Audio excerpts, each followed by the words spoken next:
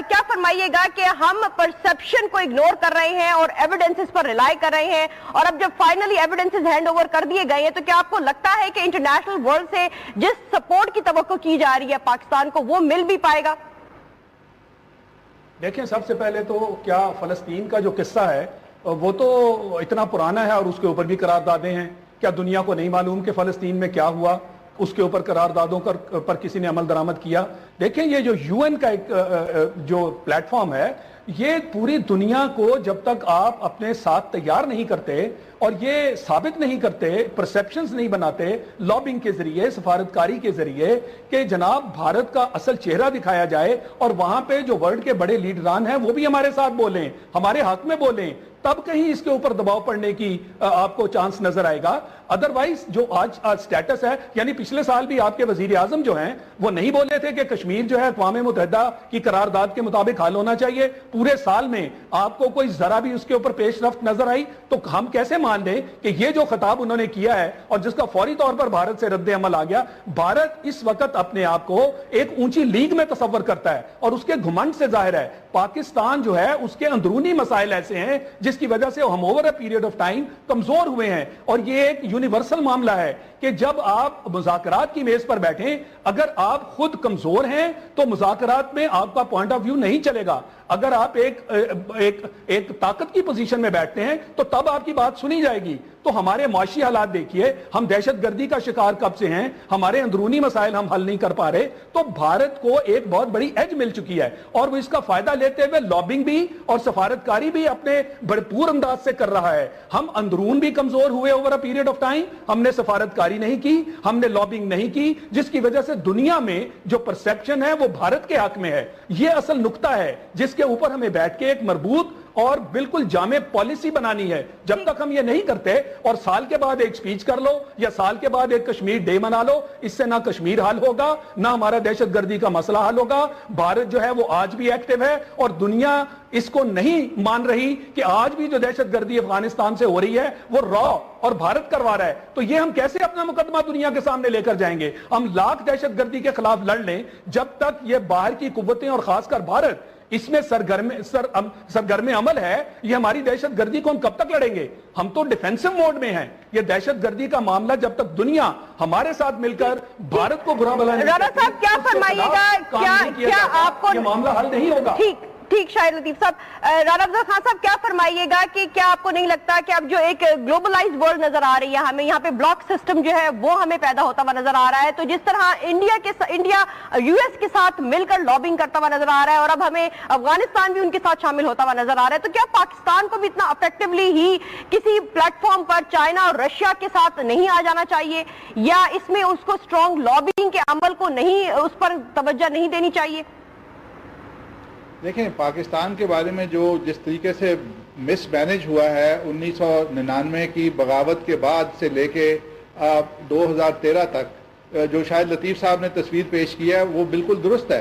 पाकिस्तान को हमने तबाह किया है हमारी सब सक्सेसफुल हुकूमतों ने, डिक्टेटरशिप ने, और जो चैलेंजेस इस गवर्नमेंट को मिले हैं वो चैलेंजेस शायद पाकिस्तान की किसी साबका हुकूमत को भी नहीं मिले और ना दुनिया की किसी दूसरी रियासत को है। इन हालात में हमने हालात को जब ठीक करना है तो हमें बड़ी मेहनत और बड़ी कोशिश की जरूरत है और वो हो रही है। आपने पूछा परसेप्शंस जो हैं, मैं आपको ये बताना चाहूंगा कि परसेप्शंस हमेशा शॉर्ट लिव्ड होते हैं और रियलिटीज जो होती हैं वो सस्टेन करती हैं। आप भूल जाते हैं कि पाकिस्तान में 150 ममालिक की एम्बेसीज हैं और उन एम्बेसीज के साथ हमारा ऑन डेली बेसिस हमारी उनके साथ लेजॉन रहता है। अगर जब हमारी लाइन ऑफ कंट्रोल पे फायरिंग होती है तो मैंने कई एम्बेसडर्स के साथ बात की है, वो कहते हैं कि ये हिंदुस्तान ज्यादती कर रहा है और वो अपनी हुकूमतों को ये बातें बताते हैं। लेकिन अगर हम ये सोच लें कि साल के बाद सिर्फ यूनाइटेड नेशन में जनरल असेंबली के इजलास के वक्त यही 5 दिन हैं और इन 5 दिन में जो हो गया वो पता नहीं क्या तूफान आ जाएगा, मैं समझता हूं कि इन 5-6 दिन को भी बेहतरीन इस्तेमाल किया गया। हमारी डिप्लोमेसी, हमारी 150 एम्बेसीज पाकिस्तान में मौजूद है, उनके थ्रू हर मुल्क के साथ जहां जहां हम समझते हैं हमारे काम हो रहा है। और पाकिस्तान का जो केस है, आज दुनिया जानती है कि हिंदुस्तान क्या कर रहा है, लेकिन दुनिया भी दोगली है। दुनिया अपने माली मफादात के तहत हिंदुस्तान को प्रेफरेंस देती है पाकिस्तान के ऊपर, अपने माली मफादात के तहत चाइना को प्रेफरेंस देती है हिंदुस्तान के ऊपर। اپنے مالی مفادات کے تحت یورپ کو پریفرنس دیتی ہے چائنا کے اوپر. یہ دنیا کے اندر جو فائنینشیل لابیز ہیں, گیمز ہیں, پولیٹکس ہے, یہ پاور پلے ہے. اور پاکستان جب تک اپنی معیشت کو ٹھیک نہیں کرے گا اور اپنے آپ کو اسٹرینتھن نہیں کرے گا, سیلف سفیشینٹ نہیں ہوگا, جن چیزوں کے اوپر یہ حکومت کام کر رہی ہے, آج آپ سیکیورٹی کے ایشوز پہ کام کر رہے ہیں, آج آپ اکانومی پہ کام کر رہے ہیں, آپ پاکستان کے اندر جمہوریت کو مضبوط کرنے پہ کام کر رہے ہیں, ان چیزوں کو وقت لگے گا. بالکل اسی طرح جس طرح آپ نے 2 دہائیوں میں ان کو تباہ کیا ہے. آلرائٹ, ٹھیک.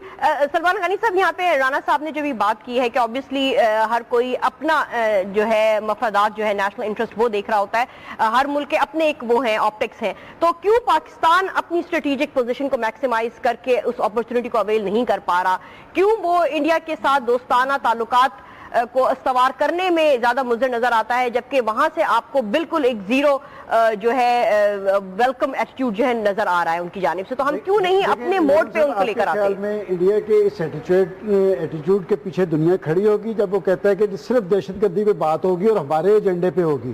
میں سمجھتا ہوں کہ یہ مذاکرات سے فرار کرنے کی ایک منظم کوشش ہے اور دنیا یہ ساری بات دیکھ رہی ہے.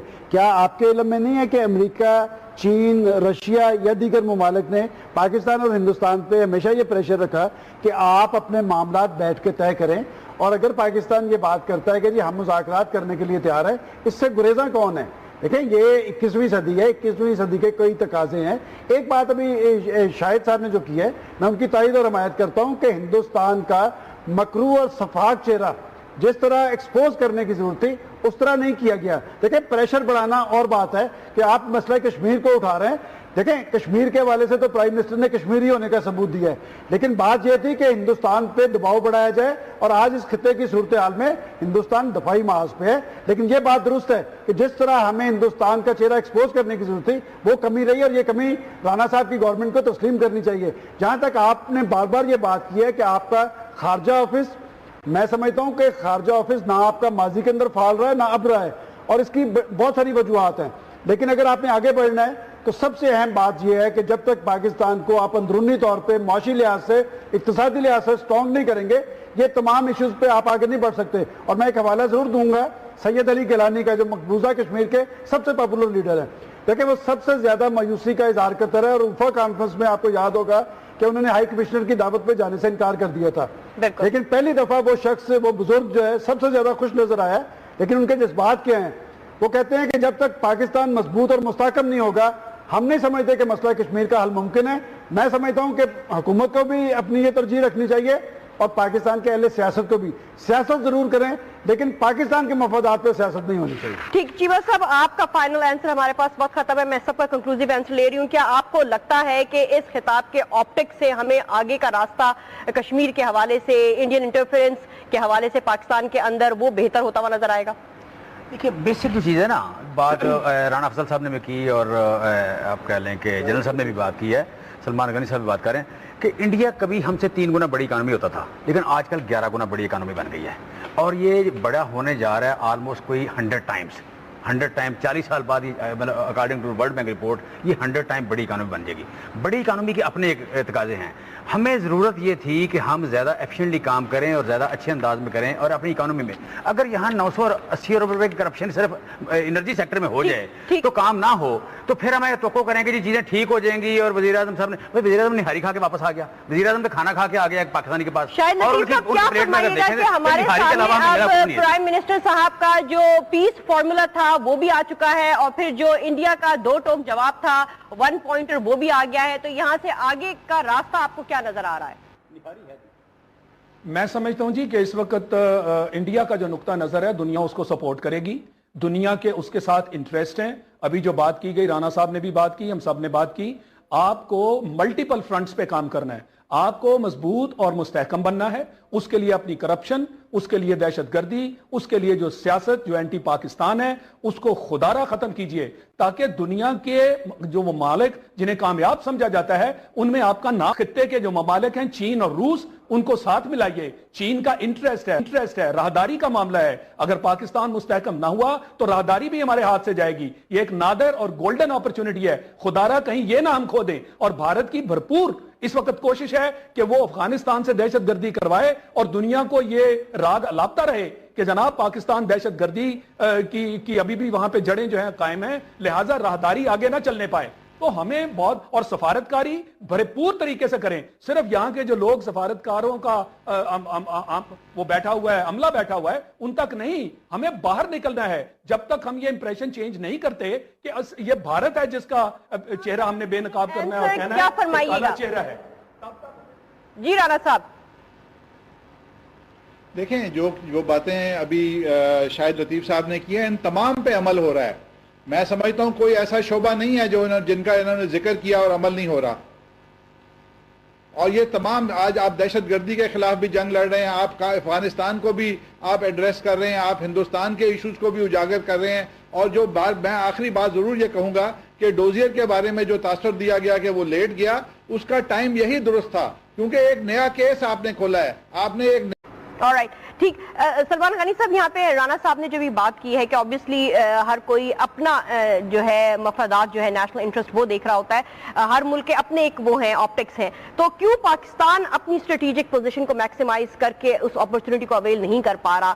کیوں وہ انڈیا کے ساتھ دوستانہ تعلقات کو استوار کرنے میں زیادہ مضر نظر آتا ہے، جبکہ وہاں سے آپ کو بالکل ایک زیرو جو ہے ویلکم ایٹیٹیوڈ جو ہے نظر آ رہا ہے ان کی جانب سے؟ تو ہم کیوں نہیں اپنے موڈ پہ ان کو لے کر آتے؟ میں انڈیا کے اس ایٹیٹیوڈ کے پیچھے دنیا کھڑی ہوگی جب وہ کہتا ہے کہ صرف دہشت گردی پہ بات ہوگی اور ہمارے ایجنڈے پہ ہوگی۔ میں سمجھتا ہوں کہ یہ مذاکرات سے فرار کرنے کی ایک منظم کوشش ہے اور دنیا یہ ساری بات دیکھ رہی ہے۔ کیا آپ کے علم میں نہیں ہے کہ امریکہ، چین، رشیا یا دیگر ممالک نے پاکستان اور ہندوستان پہ ہمیشہ یہ پریشر رکھا کہ آپ اپنے معاملات بیٹھ کے طے کریں، اور اگر پاکستان یہ بات کرتا ہے کہ جی ہم مذاکرات کرنے کے لیے تیار ہیں، اس سے گریزاں کون ہے؟ دیکھیں یہ 21ویں صدی ہے، 21ویں صدی کے کئی تقاضے ہیں۔ ایک بات ابھی شاہد صاحب نے جو کی ہے میں ان کی تائید اور حمایت کرتا ہوں کہ ہندوستان کا مکروہ اور شفاف چہرہ جس طرح ایکسپوز کرنے کی ضرورت تھی اس طرح نہیں کیا گیا۔ دیکھیں پریشر بڑھانا اور بات ہے کہ آپ مسئلہ کشمیر کو اٹھا رہے ہیں، دیکھیں کشمیر کے حوالے سے تو پرائم منسٹر نے کشمیری ہونے کا ثبوت دیا ہے، لیکن بات یہ تھی کہ ہندوستان پہ دباؤ بڑھایا جائے، اور آج اس خطے کی صورتحال میں ہندوستان دفاعی محاذ پہ ہے۔ لیکن یہ بات درست ہے کہ جس طرح ہمیں ہندوستان کا چہرہ ایکسپوز کرنے کی ضرورت تھی وہ کمی رہی، اور یہ کمی رانا صاحب کی گورنمنٹ کو تسلیم کرنی چاہیے۔ جہاں تک آپ نے بار بار یہ بات کی ہے کہ آپ کا خارجہ آفس، میں سمجھتا ہوں کہ خارجہ آفس نہ آپ کا ماضی کے اندر فعال رہا ہے نہ اب رہا ہے، اور اس کی بہت ساری وجوہات ہیں، لیکن اگر آپ نے آگے بڑھنا ہے تو سب سے اہم بات یہ ہے کہ جب تک پاکستان کو آپ اندرونی طور پہ معاشی لحاظ سے اقتصادی پیریڈ آف ٹائم ہم نے سفارتکاری نہیں کی، ہم نے لابنگ نہیں کی، جس کی وجہ سے دنیا میں جو پرسیپشن ہے وہ بھارت کے حق میں ہے۔ یہ اصل نقطہ ہے جس کے اوپر ہمیں بیٹھ کے ایک مربوط اور بالکل جامع پالیسی بنانی ہے۔ جب تک ہم یہ نہیں کرتے اور سال کے بعد ایک سپیچ کر لو یا سال کے بعد ایک کشمیر ڈے منا لو، اس سے نہ کشمیر حل ہوگا نہ ہمارا دہشت گردی کا مسئلہ حل ہوگا۔ بھارت جو ہے وہ آج بھی ایکٹیو ہے اور دنیا اس کو نہیں مان رہی کہ آج بھی جو دہشت گردی افغانستان سے ہو رہی ہے وہ را اور بھارت کروا رہا ہے۔ تو یہ ہم کیسے اپنا مقدمہ دنیا کے سامنے لے کر جائیں گے؟ ہم لاکھ دہشت گردی کے خلاف لڑ لیں، جب تک یہ باہر کی قوتیں اور خاص کر بھارت اس میں سرگرم عمل ہے، یہ ہماری دہشت گردی کو ہم کب تک لڑیں گے؟ ہم تو ڈیفینسو موڈ میں ہیں۔ یہ دہشت گردی کا معاملہ جب تک دنیا ہمارے ساتھ مل کر بھارت کو برا بھلا نہیں رانا صاحب کیا فرمائیے گا، کیا آپ کو یہ معاملہ حل نہیں ہوگا؟ ٹھیک شاہد لطیف صاحب، رانا افضل خان صاحب کیا فرمائیے گا کہ کیا آپ کو نہیں لگتا کہ اب جو ایک گلوبلائز ورلڈ نظر آ رہی ہے ہمیں، یہاں پہ بلاک سسٹم جو ہے وہ ہمیں پیدا ہوتا ہوا نظر آ رہا ہے، تو جس طرح انڈیا یو ایس کے ساتھ مل کر لابنگ کرتا ہوا نظر آ رہا ہے اور اب ہمیں افغانستان بھی ان کے ساتھ شامل ہوتا ہوا نظر آ رہا ہے، تو کیا پاکستان کو بھی اتنا افیکٹولی ہی کسی پلیٹ فارم پر چائنا اور رشیا کے ساتھ نہیں آ جانا چاہیے، یا اس میں اس کو اسٹرانگ لابنگ کے عمل کو نہیں، اس پر توجہ نہیں دینی چاہیے؟ دیکھیں پاکستان کے بارے میں جو جس طریقے سے مس مینج ہوا ہے 1999 کی بغاوت کے بعد سے لے کے 2013 تک جو شاہد لطیف صاحب نے تصویر پیش کی ہے وہ بالکل درست ہے۔ پاکستان کو ہم نے تباہ کیا ہے، ہماری سب سکتر حکومتوں نے، ڈکٹیٹرشپ نے، اور جو چیلنجز اس گورنمنٹ کو ملے ہیں وہ چیلنجز شاید پاکستان کی کسی سابقہ حکومت کو بھی نہیں ملے اور نہ دنیا کی کسی دوسری ریاست کو ہے۔ ان حالات میں ہم نے حالات کو جب ٹھیک کرنا ہے تو ہمیں بڑی محنت اور بڑی کوشش کی ضرورت ہے، اور وہ ہو رہی ہے۔ آپ نے پوچھا پرسیپشنز جو ہیں، میں آپ کو یہ بتانا چاہوں گا کہ پرسیپشنز ہمیشہ شارٹ لیوڈ ہوتے ہیں۔ اور ریئلٹیز جو ہوتی ہیں وہ سسٹین کرتی ہیں. آپ بھول جاتے ہیں کہ پاکستان میں 150 ممالک کی ایمبیسیز ہیں اور ان ایمبیسیز کے ساتھ ہمارا آن ڈیلی بیسس ہماری ان کے ساتھ لیزون رہتا ہے. اگر جب ہماری لائن آف کنٹرول پہ فائرنگ ہوتی ہے تو میں نے کئی ایمبیسڈرز کے ساتھ بات کی ہے, وہ کہتے ہیں کہ یہ ہندوستان زیادتی کر رہا ہے اور وہ اپنی حکومتوں کو یہ باتیں بتاتے ہیں. لیکن اگر ہم یہ سوچ لیں کہ سال کے بعد صرف یونائٹڈ نیشن میں جنرل اسمبلی کے اجلاس کے وقت یہی 5 دن ہیں اور ان 5 دن میں جو ہو گیا وہ پتہ نہیں کیا طوفان آ جائے گا, میں سمجھتا ہوں کہ ان 5-6 دن کو بھی بہترین استعمال کیا گیا. ہماری ڈپلومیسی, ہماری 150 ایمبیسیز پاکستان میں موجود ہیں, ان کے تھرو ہر مملک کے ساتھ جہاں جہاں ہم سمجھتے ہیں ہمارے کام ہو رہا ہے. اور پاکستان کا جو کیس ہے آج دنیا جانتی ہے کہ ہندوستان کیا کر رہا ہے, لیکن دنیا بھی دوگلی ہے. دنیا اپنے مالی مفادات کے تحت ہندوستان کو پریفرنس دیتی ہے پاکستان کے اوپر, اپنے مالی مفادات کے تحت چائنا کو پریفرنس دیتی ہے ہندوستان کے اوپر, اپنے مالی مفادات کے تحت یورپ کو پریفرنس دیتی ہے چائنا کے اوپر.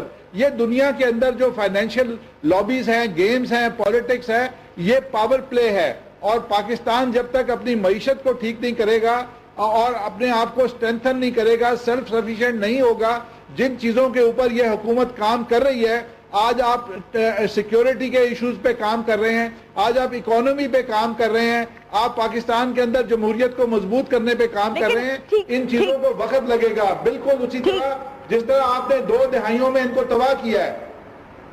کیا فرمائیے گا کہ ہم پرسپشن کو اگنور کر رہے ہیں اور ایویڈنسز پر ریلائی کر رہے ہیں, اور اب جب فائنلی ایویڈنسز ہینڈ اوور کر دیے گئے ہیں تو کیا آپ کو لگتا ہے کہ انٹرنیشنل ورلڈ سے جس سپورٹ کی توقع کی جا رہی ہے پاکستان کو وہ مل بھی پائے گا؟ دیکھیں, سب سے پہلے تو کیا فلسطین کا جو قصہ ہے وہ تو اتنا پرانا ہے اور اس کے اوپر بھی قراردادیں ہیں. کیا دنیا کو نہیں معلوم کہ فلسطین میں کیا ہوا؟ اس کے اوپر قراردادوں پر کسی نے عمل درآمد کیا؟ دیکھیں, یہ جو UN کا ایک جو پلیٹ فارم ہے, یہ پوری دنیا کو جب تک آپ اپنے ساتھ تیار نہیں کرتے اور یہ ثابت نہیں کرتے, پرسیپشنز نہیں بناتے لابنگ کے ذریعے, سفارتکاری کے ذریعے, کہ جناب بھارت کا اصل چہرہ دکھایا جائے اور وہاں پہ جو ورلڈ کے بڑے لیڈران ہیں وہ بھی ہمارے ساتھ بولیں, ہمارے حق میں بولیں, تب کہیں اس کے اوپر دباؤ پڑنے کی آپ کو چانس نظر آئے گا. ادروائز جو آج سٹیٹس ہے, یعنی پچھلے سال بھی آپ کے وزیر اعظم جو ہیں وہ نہیں بولے تھے کہ کشمیر جو ہے اقوام متحدہ کی قرارداد کے مطابق حل ہونا چاہیے. پورے سال میں آپ کو کوئی ذرا بھی اس کے اوپر پیش رفت نظر آئی تو ہم کیسے مان لیں کہ یہ جو خطاب انہوں نے کیا ہے اور جس کا فوری طور پر بھارت سے رد عمل آ گیا, بھارت اس وقت اپنے آپ کو ایک اونچی لیگ میں تصور کرتا ہے اور اس کے گھمنڈ سے ظاہر ہے. پاکستان جو ہے اس کے اندرونی مسائل ایسے ہیں جس کی وجہ سے ہم over a period of time کمزور ہوئے ہیں, اور یہ ایک یونیورسل معاملہ ہے کہ جب آپ مذاکرات کی میز پر بیٹھیں, اگر آپ خود کمزور ہیں تو مذاکرات میں آپ کا پوائنٹ آف ویو نہیں چلے گا. اگر آپ ایک طاقت کی پوزیشن میں بیٹھتے ہیں تو تب آپ کی بات سنی جائے گی. تو ہمارے معاشی حالات دیکھیے, ہم دہشت گردی کا شکار کب سے ہیں, ہمارے اندرونی مسائل ہم حل نہیں کر پا رہے, تو بھارت کو ایک بہت بڑی ایج مل چکی ہے اور وہ اس کا فائدہ لیتے ہوئے لابنگ بھی اور سفارتکاری بھی اپنے بھرپور انداز سے کر رہا ہے. ہم اندرون بھی کمزور ہوئے, اوور اب اسٹرانگ نہیں کریں گے, یہ تمام ایشوز پہ آپ آگے نہیں بڑھ سکتے. اور میں ایک حوالہ ضرور دوں گا سید علی گیلانی کا, جو مقبوضہ کشمیر کے سب سے پاپولر لیڈر ہیں. دیکھیں, وہ سب سے زیادہ مایوسی کا اظہار کرتا رہا, اور اوفا کانفرنس میں آپ کو یاد ہوگا کہ انہوں نے ہائی کمشنر کی دعوت پہ جانے سے انکار کر دیا تھا. لیکن پہلی دفعہ وہ شخص, وہ بزرگ جو ہے سب سے زیادہ خوش نظر آیا. لیکن ان کے جذبات کیا ہیں؟ وہ کہتے ہیں کہ جب تک پاکستان مضبوط اور مستحکم نہیں ہوگا ہم نہیں سمجھتے کہ مسئلہ کشمیر کا حل ممکن ہے. میں سمجھتا ہوں کہ حکومت کو بھی اپنی یہ ترجیح رکھنی چاہیے اور پاکستان کے اہل سیاست کو بھی. سیاست ضرور کریں لیکن پاکستان کے مفادات پہ سیاست نہیں ہونی چاہیے. ٹھیک, چیمہ صاحب آپ کا فائنل آنسر, ہمارے پاس وقت ختم ہے, میں سب کا کنکلوزیو آنسر لے رہی ہوں. کیا آپ کو لگتا ہے کہ اس خطاب کے آپٹکس سے ہمیں آگے کا راستہ کشمیر کے حوالے سے, انڈین انٹرفیرنس کے حوالے سے پاکستان کے اندر وہ بہتر ہوتا ہوا نظر آئے گا؟ دیکھیے, بیسک جو چیز ہے نا, بات رانا افضل صاحب نے بھی کی اور آپ کہہ لیں کہ جنرل صاحب نے بھی بات کی ہے, سلمان غنی صاحب بھی بات کریں کہ انڈیا کبھی ہم سے 3 گنا بڑی اکانومی ہوتا تھا, لیکن آج کل 11 گنا بڑی اکانومی بن گئی ہے, اور یہ بڑا ہونے جا رہا ہے آلموسٹ کوئی 100 ٹائمز. 100 टाइम 40 साल बाद ही मतलब according to world bank report ये 100 टाइम बड़ी इकानमी बन जाएगी। बड़ी इकानमी के अपने एक तकाजे हैं। हमें ज़रूरत ये थी कि हम ज़्यादा एफिशिएंटली काम करें और ज़्यादा अच्छे अंदाज में करें और अपनी इकानमी में अगर यहाँ 980 अरब रुपए की करप्शन सिर्फ एनर्जी सेक्टर में हो जाए तो काम ना हो तो फिर हमें तो करेंगे जी चीज़ें ठीक हो जाएंगी। और वज़ीर आज़म साहब ने भाई वज़ीर आज़म निहारी खा के वापस आ गया, वज़ीर आज़म तो खाना खा के आ गया पाकिस्तानी के पास। शायद और लतीफ़ साहब क्या फरमाइएगा कि हमारे सामने अब प्राइम मिनिस्टर साहब का जो पीस फॉर्मूला था वो भी आ चुका है और फिर जो इंडिया का 2 टोक जवाब था 1 पॉइंटर वो भी आ गया है, तो यहाँ से आगे का रास्ता आपको क्या नजर आ रहा है? मैं समझता हूं जी कि इस वक्त इंडिया का जो नुक्ता नजर है दुनिया उसको सपोर्ट करेगी, दुनिया के उसके साथ